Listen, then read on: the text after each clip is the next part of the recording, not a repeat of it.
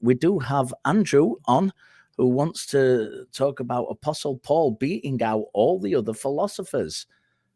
Andrew, how are you? Greetings. How are you? Happy Sunday. Thank you very much. Hmm. Same to you, sir. So, give us the kind of a rundown of what it is exactly you want to talk about. Yeah, since I was a teenager, I was obsessively following basically the philosophy of the Apostle Paul, who was extremely apocalyptic and um, just otherworldly thinking. And he's basically beat out all the other philosophers. So, like for over 2,000 years, and like I have kids now, and life is really rough. Um, so like living out his teachings isn't very practical anymore. But but again, I guess Epicurus would be more practical. His teaching should have made the Bible, but since Paul beat out all the other philosophies, isn't his like the right one, like the one that has divine intervention? Okay, so let's. I want to kind of get into this a little bit. I'm not an expert on Paul. It's no kind of it's not something I've massively looked into. I'm very interested in the statement.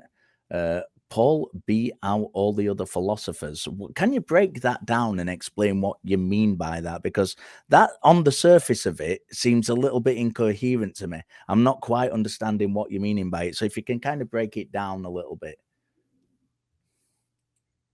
Yeah, like we have like hedonism, Epicureanism, and like these other ancient Greek thoughts. Like, but the one that created Western culture, the one that shaped the way we view the world, is the New Testament, the Apostle Paul, and Christianity. So it really beat out all other philosophies, and it shaped like our world. So I, he I kind of want won I the want to push battle back on that because on he a. wrote the New Testament. Sorry, Andrew. You know. I just want to kind of push back on that on a couple of counts. The first one in a similar way to I did on the with the first caller, uh, in the respect that we I don't think we can say that the Apostle Paul shaped kind of the way things are now in society. I think that's far too simplistic a take on it, and we have this kind of this this huge thing. Of course, Christianity has had a great influence on Western society as we know it, uh, but it's not just a case that that's come from the philosophy of Paul. In fact, in that time, there have been a great many uh, kind of philosophies and ideas and theological ideas that have been fighting against each other, even within Christianity. And that's if we completely discount all of the religious influence, even within Christianity, that have kind of ebbed and grown, and some have had prominence and they've gone down a little bit. We've had great battles within Christianity, both theologically and actual battles, because of these different kind of ideas, these different philosophical ideas. Even still, even if we just look at Christianity as it is today, as a blanket thing, I'm a member of a few Christian pages on social media, and one of the things I know on those pages more than anything else is the amount of Christians who argue with each other about whose interpretation of philosophy and of theology and of scripture is correct. And again, we saw that with the first caller telling other Christians that their interpretation was wrong. And so I think that on its own is a problem, kind of, for what you're saying, because there's no way we can trace the way society is now solely to the philosophy of Paul, because there's been so many different influences on it within Christianity and outside of Christianity that it'd be impossible to trace that as a line of thought. I think, secondly, for me as a kind of, and I'm not a historian, my academic study is in religious studies, but from the kind of historical side of doing those religious studies, one of the things that really, really stands out for me, the second of the two great shaping things of Christianity that I would call the two kind of great things that have shaped it over its history. The second of those is the influence that Plato had on early Christianity. And, the idea that, kind of souls go to heaven, and heaven can be this perfect realm. These are all Platonic ideas. These aren't Pauline ideas. These come from Plato. And these were argued about greatly as the councils of the ecumenical councils were going on, and as the Bible was being shaped and written and put together and formulated in the first 500 years or so of since Jesus. So I think it's very, very difficult on those two counts, at least for me, to say that Paul has had this influence that you're kind of trying to paint him as having. Would you like to respond to that? And then I'll let Jamie talk to you for a while, because I've been going on for a little bit. Yeah, definitely Christian theology has been shaped by Greek thought. I just want to say that the reason it's spread so much across the world, like over 1 billion people share these ideas, is because of the Christian church. So it did get mixed with Paul's views, but Paul's the only reason that Christianity dominated the world and not Judaism, and so it's not a minority. But no, I agree. It has been shaped by other factors. And what I'd like to sort of comment on, and I want to kind of get into your, because you say you lived by, or you lived or live by Pauline philosophy. Now, for me, as a secular free thinker, rationalist, empiricist, I find the Greek philosophy far more axiomatic, far more foundational. Things like the laws of logic and things like that, which massively predate Christianity.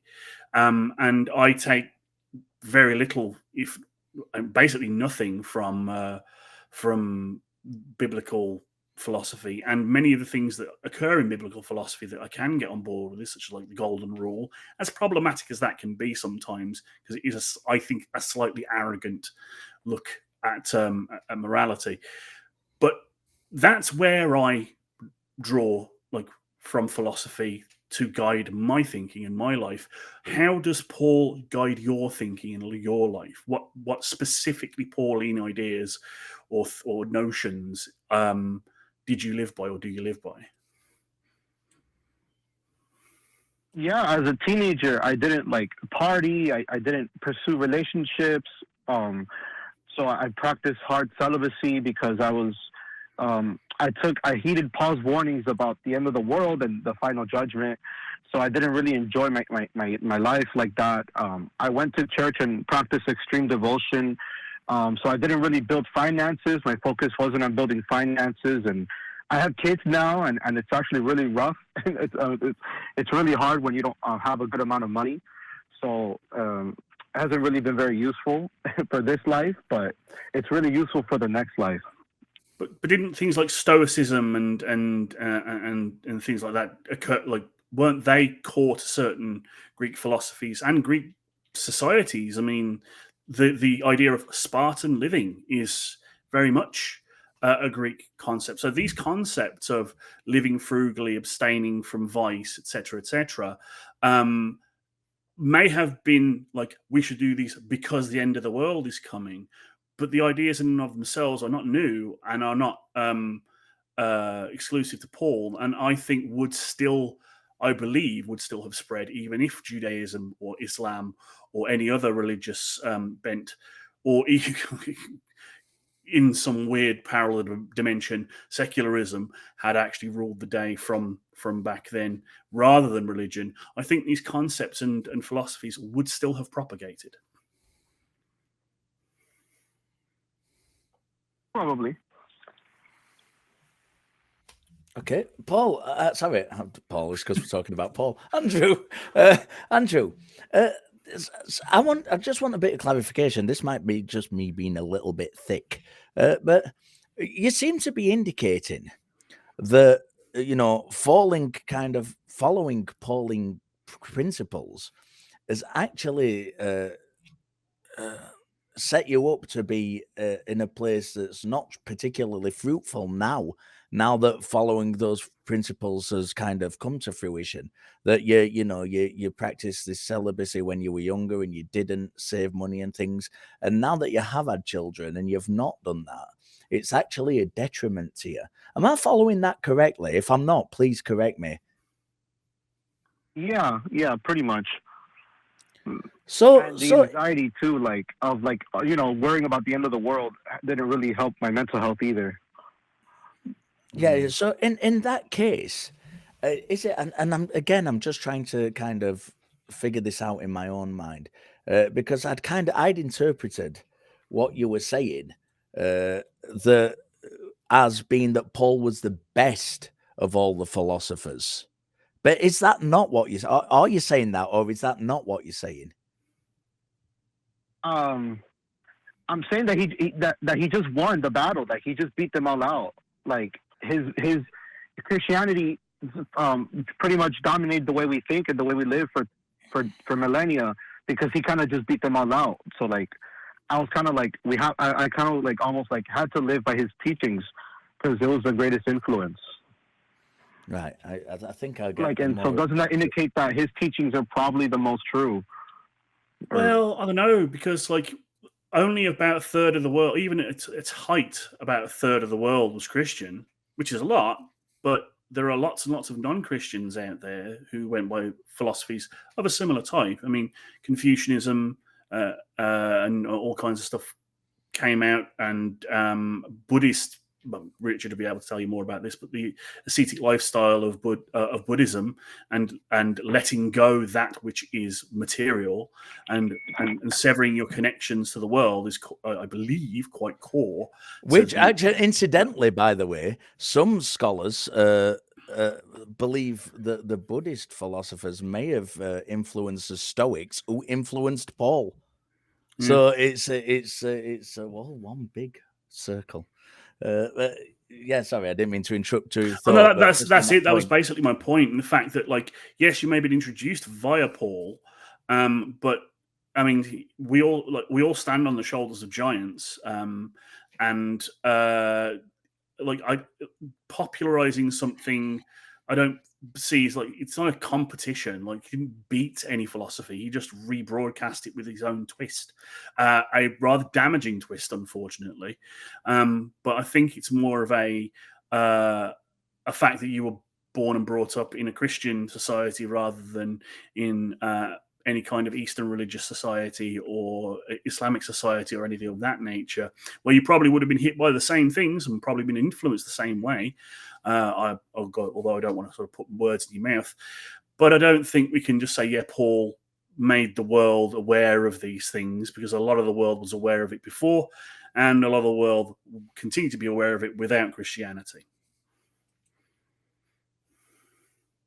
Okay. Yeah, he just had a huge influence. How are you feeling now, Andrew? With sorry for interrupting, but how are you feeling now in kind of regarding the philosophy of Paul, considering where you are in your life in the moment? Is it something you would still continue to follow or consider following in the future, or is your philosophy and theology kind of changing because of the circumstances you're currently in? Where would you say you kind of are on a theological level, if you can answer that question? Yeah, it's based on like metaphysical like facts that we can't verify or falsify. So if I knew then like we can't really verify heaven, then I would have lived more like to make my life a little better in the here and now. If I knew that, okay, this isn't so set in stone, that Paul believes that there's a resurrection, but we there's no way for us to know whether it's true or not. So I'm frustrated. I can't tell that it's false. I can't say, oh, I know for sure this is false, but I would have lived my life a little like more practically, not thinking of the end of the world if I had like read Epicurus made it to the New Testament instead of Paul. So I've kind of like lost a lot of time because of it. Yeah, I don't think "whence cometh God" is going to make it into the Bible, but I would just like to say that I'm hoping that you're finding a better way. I'm glad to hear that you're like you like seeking family and finding purpose in this life. These are like finding purpose and knowing how to navigate the world we live in is difficult. So, quite aside from this very fascinating discussion we're having about the importance of Paul's propagation of certain philosophical ideas, I'm just glad you hopefully feeling a little bit better and living a little bit more for yourself and those around you. I'm hoping so. Yeah, I'm trying to. I'm starting to, because like it's still like in my body. Like I used to preach it in prisons, and I did a lot of charity work. So like, but it's like it's stuck in your body. Like it's hard to get it out. Like because I'm supposed to be focused a lot more on my family and trying to just make more money in the short term. So it's not easy to take it out of you. But I'm not an atheist. Like I don't know if there's, I don't know if it's true or not. But like it's just impractical is my point. Yeah, I think there's so much in this life to worry about. I think, Andrew, you're on a really good path at the minute, and it doesn't matter whether you call yourself an atheist or whether you're a theist or as that's not as important as the way you're actually assessing things, and the way you're assessing things seems to be very much on the right track. And that's more important. That's far more important for me as someone who would call myself a skeptic educator who wants to promote critical thinking in education and getting people to kind of have a good epistemologic framework. It's so much more important to me that somebody is on the right track with their thinking than it is than what they call themselves. That's far more important, and you seem to be on that right track. Andrew, I would love for you to call back again, because I think this is something we can kind of go down further and kind of talk about that epistemology and talk about the kind of way you're assessing things in much more detail. I think this call has been an absolutely brilliant starting point for that conversation.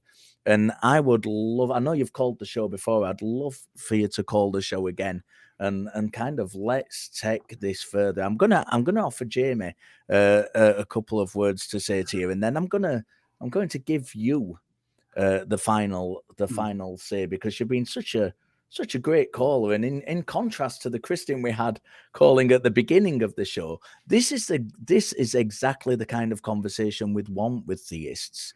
It doesn't matter that we disagree. That's not what's important. What is important is that we can have productive conversations. And you're an example of that in action. And I really appreciate that, Andrew. But I'm going to let Jamie respond to you, and then I'm going to give you the final word. Yeah. So just in brief, Richard covered the rationality and the skepticism. I'm going to come in with the humanism, the fact that you are looking after yourself and those around you, caring about your own and others' flourishing, warms my heart. That's all I want to say. Over to you, sir. Yeah, thank you so much, gentlemen. Thank you. I appreciate the encouragement. It's just I don't know, like, if I agree with like all the points of like secular humanism, but but to show like how the damage that religion does, like the hyper religion does, it does start to crack the ship. So I just want to say thank you for your time. Thank you. Thank you, Andrew. That has been, and I really appreciate calls like that.